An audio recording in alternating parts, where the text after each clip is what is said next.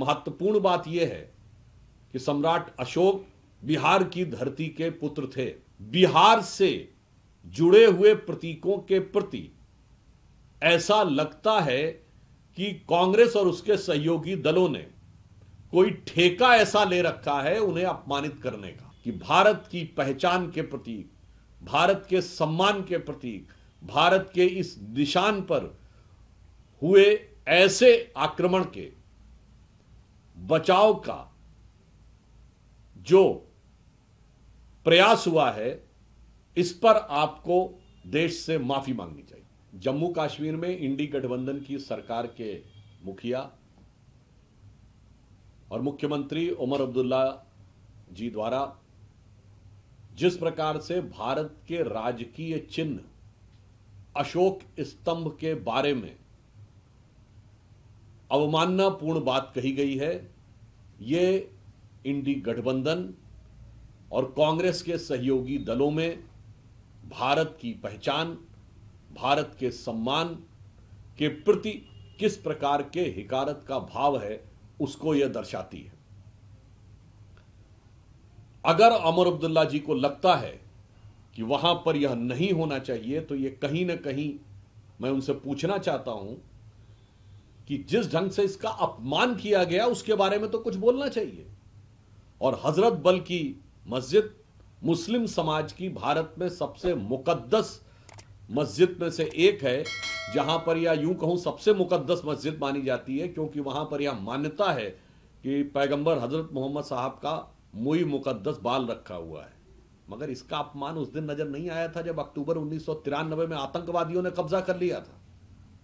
तब किसी के दिल में यह बात नहीं आई थी। और आज उमर अब्दुल्ला जी जो इंडी गठबंधन सरकार के नेता हैं जम्मू कश्मीर में, वह यह बात बोल रहे हैं। अशोक का स्तंभ भारत का राजकीय चिन्ह है। यह सम्राट अशोक के राज्य की प्रेरणा के प्रतीक के रूप में संविधान निर्माताओं ने इसे स्वीकार किया था। संपूर्ण भारत की पहचान का यह प्रतीक है, जो भारत के हर शासनादेश से लेके भारत की संसद तक दिखाई पड़ता है। और महत्वपूर्ण बात यह है कि सम्राट अशोक बिहार की धरती के पुत्र थे। मुझे समझ में नहीं आ रहा है कि केरल से लेके कश्मीर तक बिहार से जुड़े हुए प्रतीकों के प्रति ऐसा लगता है कि कांग्रेस और उसके सहयोगी दलों ने कोई ठेका ऐसा ले रखा है उन्हें अपमानित करने का। मैं तेजस्वी यादव जी और राहुल गांधी जी से,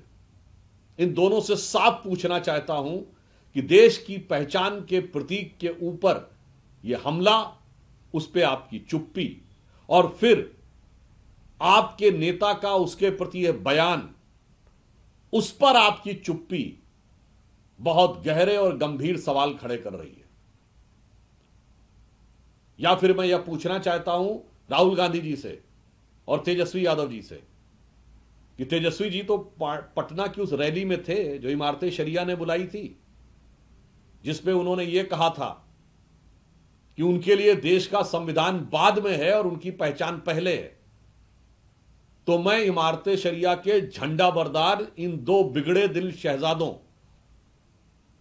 राहुल गांधी जी और तेजस्वी यादव जी से पूछना चाहता हूं कि क्या उस पर आपने अमल करना इतनी जल्दी शुरू कर दिया? और बिहार की धरती से जुड़े हुए प्रतीकों, भारत के महान राजाओं में से एक सम्राट अशोक जो बिहार की धरती के पुत्र थे, उनके प्रतीक और भारत के व राजकीय चिन्ह के प्रतीक जो बाबा साहब अंबेडकर के